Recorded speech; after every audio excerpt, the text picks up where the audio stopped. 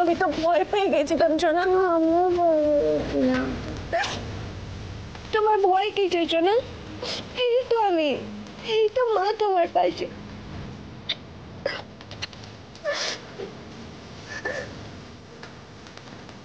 ওই একটা স্বপ্ন দেখেছি, মনে হলো মুহূর্তের জন্য তুই নেই, আমার পাশে কেউ নেই, আমি একেবারে একা।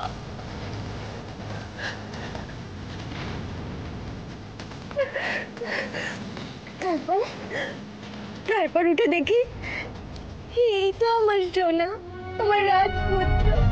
আমার ছেলে কোথায় যাবে আমার রাজপুত্র, তাই না?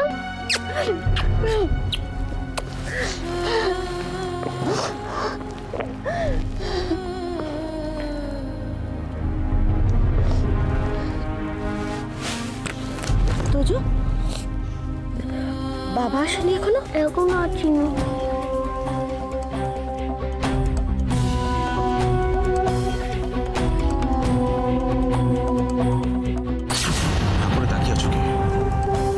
বেরিয়ে যাবো বলো, অসুবিধা হচ্ছে তোমার?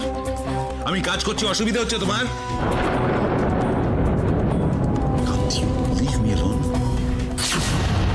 পায়ে ধরবো তোমার, please don't irritate me please. মা আমার জন্য কেক বানাবে না? ও মা আমার জন্য কেক বানাবে না? ও মা আমার জন্য কেক বানাবে না? ও মা আমার জন্য কেক বানাবে না? হ্যাঁ সোনা, এক্ষুনি বানিয়ে আনছি।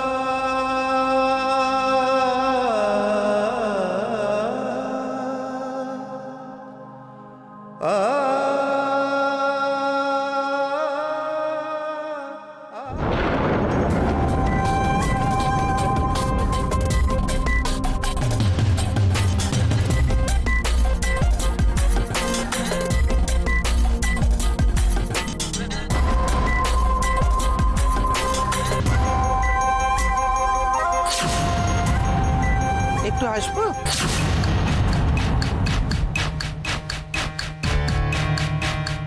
হ্যাঁ আসুন।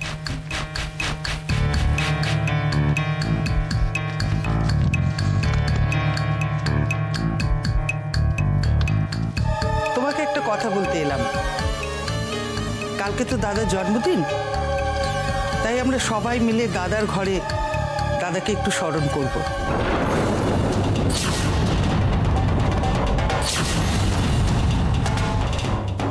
এক মিনিট, আপনি পুরো ব্যাপারটা আমাকে একবারও না জানিয়ে নিজেই ডিসাইড করে ফেললেন?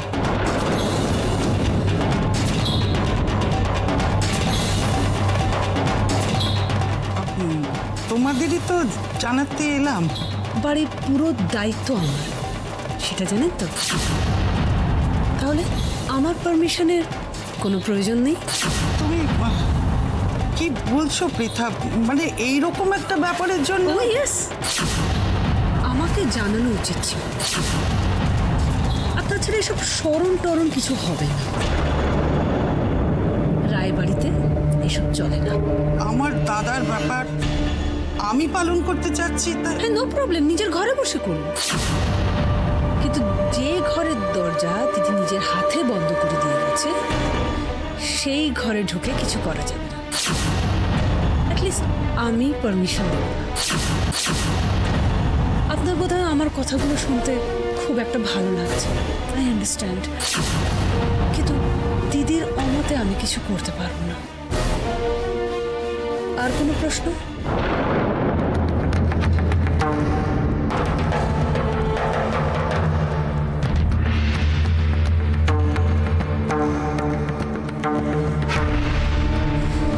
হঠাৎ দাদার প্রতি দরদ উতলে উঠলো কেন?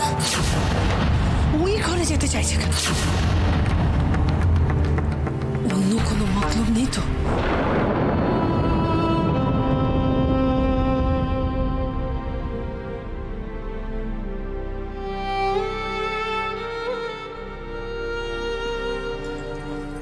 কি করছো? তো যে কেক খেতে চেয়েছে, তাই ওর জন্য কেক বানাচ্ছি। কাউকে বলতে পারতে কেকটা বানিয়ে দিত। আসলে ওর জন্য খুব একটা কিছু করার সুযোগ পাই না তো,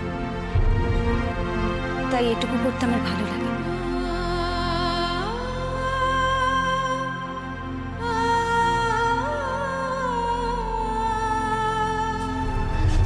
বাড়িতে তোজোর মতো একটা বাচ্চা আছে, বোঝাই যায় না। কোথায় সারা বাড়ি দৌড়ে বেড়াবে, হইচই করবে, তা না।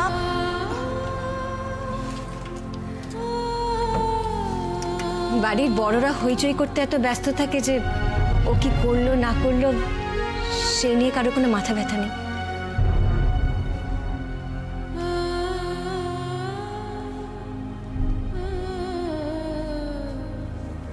আস্তে আস্তে তো যে বড় হয়ে যাবে, ছোটবেলাটা মনেই থাকবে না। মাঝে মাঝে ভাবি ও হোস্টেলেই ভালো ছিল, তারপর মনে হয় ও চলে গেলে আমি কি নিয়ে থাকবো? ওই তো আমার সব, ওর জন্যই তো আমার বেঁচে থাকা। আচ্ছা, তোমাদের এত বড় বাড়ি, এত লোকজন, তাও তোমরা এরকম কেন?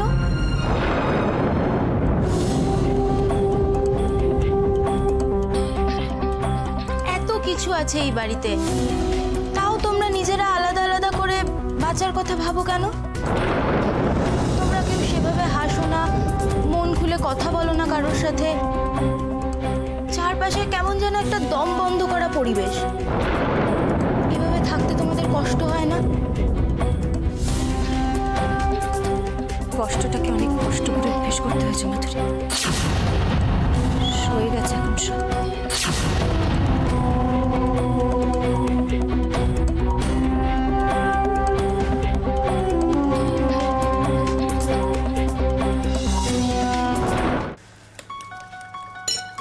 ও, তুমি এখানে?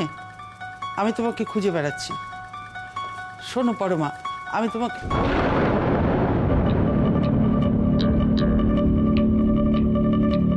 তুমি এখানে কি করছো?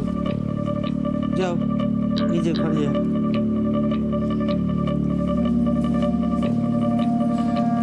পরমা, তোমাকে আমি কয়েকটা কথা বলছি। বলো না পিসি। বলছিলাম কালকে দাদার জন্মদিন, জানো তো? হ্যাঁ জানি। হ্যাঁ, সেই জন্যই আমি ঠিক করেছিলাম যে আমি তো প্রতি বছর এখানে থাকি না, তাই এবছরে যখন আছি তখন আমরা সবাই মিলে দাদার ঘরে বসে দাদাকে দুদণ্ড স্মরণ করব। এ তো খুব ভালো কথা। হ্যাঁ, আমি আমি এই কথাটাই আমি পৃথাকে বলতে গিয়েছিলাম, কিন্তু ও তো নানান রকম প্যাকনা শুরু করে দিয়েছে। বলছি এ বাড়িতে এসব চলবে না, দিদি এসব মানবে না। আচ্ছা, আমরা দাদার ঘরে বসে দাদাকে স্মরণ করব, তার জন্য ওর কাছে পারমিশন নিতে হবে? তুমি এই নিয়ে কিছু ভেবো না পিসি, প্লিজ। আমি সিদ্ধার্থ আর ওদের সাথে কথা বলবো। ওদেরকে তুমি বলে দিও। কিন্তু পরমা, পৃথার ব্যাপারটা আমি কিছুতেই মানতে পারছি। বৌদি ওকে এবারের দায়িত্ব দিয়ে গেছে, সেটা আমি মেনে নিলাম, কিন্তু দাদার ঘরে কারিক্ষণের জন্য বসতে গেলে ওর কি সমস্যা হয় আমি বুঝতে পারছি না। এটা কি বলো তো, কি চাইছো?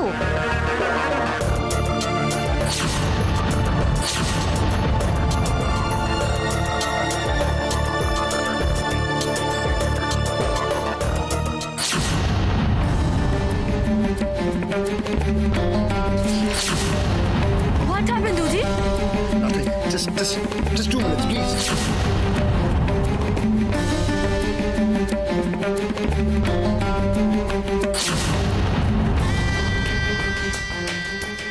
হাঁ করে কি দেখছো? দেখছি না, ওয়েট করছি আপনার নেক্সট কথাটা শোনার জন্য। তোর গার্লফ্রেন্ড বাইরে গেছে আর তুই জানিস না? হঠাৎ গেছে, এমার্জেন্সি। আমি তোকে ফোন করেছিলাম, ভালো করে তো কথা বলতে পারলো না। রিটা, জানিস তো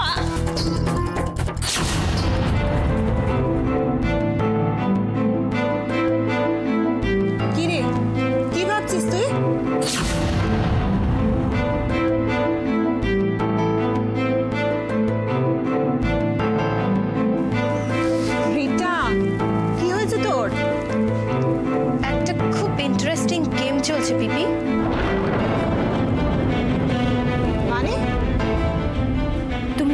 বিপি, বাট ব্যাপারটা অনেকটা মিউজিক্যাল চেয়ারের মতো। চেয়ার একটা, বাট কম্পিটিটর দুজন। যে কোনো একজন ওই চেয়ারটাতে বসতে পারবে, যে পারবে সেই জিতবে। রিটা, তোর এই সমস্ত কথাবার্তা না আমার মাথার ওপর দিয়ে চলে যাচ্ছে। আচ্ছা, তুই এই সমস্ত অদ্ভুত অদ্ভুত কথাগুলো মাথা থেকে বার করে দিতে পারছিস না? বার করিয়ে দিতে তো চাইছি, কিন্তু পারছি না। যতক্ষণ না এই গেমটার শেষ দেখছি ততক্ষণ পারবো না। রিটা, আবার সে এক কথা। কি হয়েছে বলতো তোর? আমাকে একটু একা থাকতে দাও বিপি। ওকে, আমি তোকে একা থাকতে দিচ্ছি, কিন্তু তার জন্য তোকে চুপ করে শুয়ে রেস্ট নিতে হবে, ঠিক আছে? আমি কিন্তু ফিরে আসছি, আর এসে দেখবো যে তুই চুপ করে শুয়ে আছিস। এই সমস্ত উল্টোপাল্টা চিন্তা নয়, ওকে?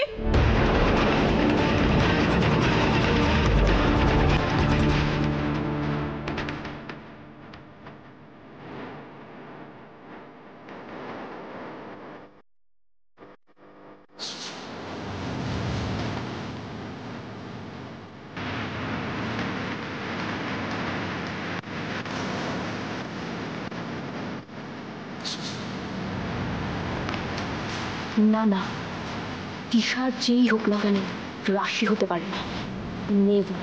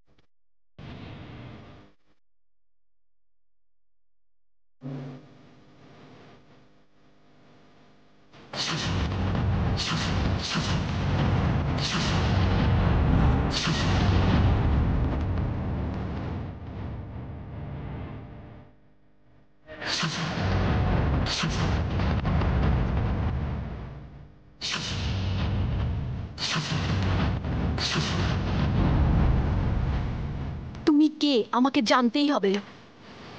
তোমার আসল পরিচয়টা আমি ঠিক বার করবই। বুঝিকে বুঝিয়ে দেবো, ভুল ভাবছে। রাশির মতো একটা গেঁয়ো মেয়ে কোনোদিন আমার মতো হতে পারে না। রিটা রিটাই।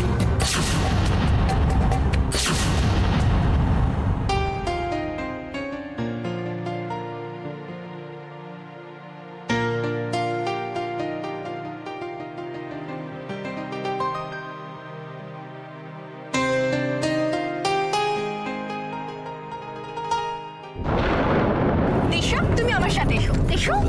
আরে এসো না। রিটা রিটা রিটা রিটা শোন, নাইটসের ব্যাপারটা আগে থেকে জানতাম না। ওর বাড়িতে অনেক প্রবলেম হয়ে যাবে। ওর বাড়ি নাম্বারটা আমাকে দে, আমি ফোন করছি। যতটা বোকা আমায় ভেবেছিলেন ততটা বোকাও আমি নই ম্যাডাম রিটা।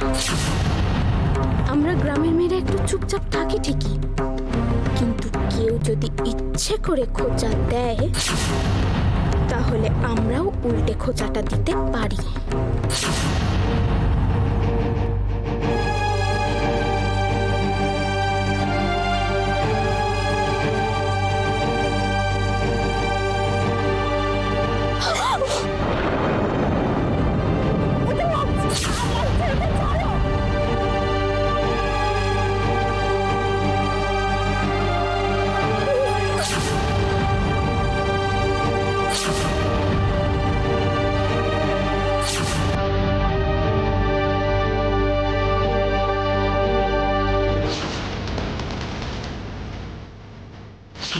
যদি তোমার দিকে তাকায় না,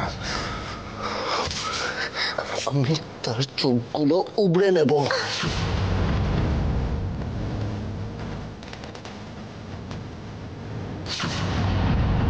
আজকের পর থেকে হোল লাইফ তোমাকে শুধু আমার নামটা বয়ে বেড়াতে হবে, শুধু আমার।